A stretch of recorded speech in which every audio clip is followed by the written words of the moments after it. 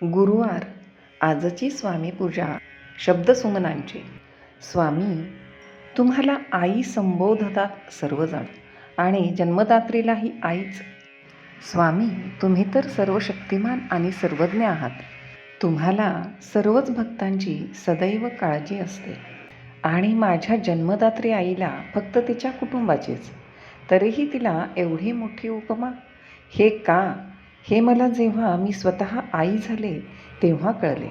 आई या शब्दाची व्याप्ती मला गीताईचे ज्ञानामृत प्यायला मिळाले तेव्हा आई शब्दात केवढे मोठे सामर्थ्य दडलेले आहे ते प्रकर्षाने जाणवले.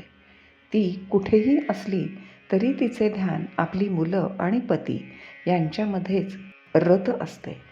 सतत मुलांच्या सुरक्षिततेची आणि नेहमी सन्मार्गावर चालण्याची दिशा देत असते. श्रीराम आणि श्रीकृष्णासारखे कर्तव्य पार पाडण्याचे बाळकडू पाजत असते. म्हणूनच त्यातला एखादा शिवाजी महाराज सुद्धा घडून जातो. म्हणून पहिली गुरु ही आईच, हे त्रिवार सत्य आहे.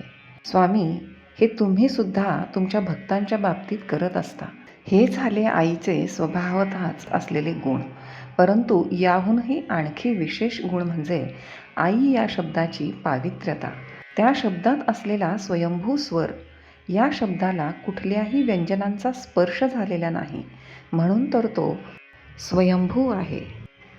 हीच आई या शब्दाची अतुलनीय आणि मौल्यवान शक्ती. ती काय करू शकत नाही आपल्या भक्तांसाठी?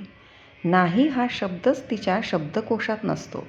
पवित्र, निर्मळ, निरागस, निर्व्याज, निराकार असे ते ब्रह्मस्वरूप प्रेमाने ओतप्रोत भरलेले, सदैव आपल्या मुलांसाठी भक्तांसाठी भरभरून देणारे ते आशीर्वादरूपी कर. म्हणूनच आई या शब्दात इतका गोडवा, माधुर्य आणि संपन्नतेने परिपूर्ण असा आई हा शब्द स्वामी तुमच्यासोबतच जन्मदात्रीलाही लाभला, याचे खूप मोठे भाग्य आहे. श्री स्वामी समर्थ. श्री स्वामी समर्थ. श्री स्वामी समर्थ.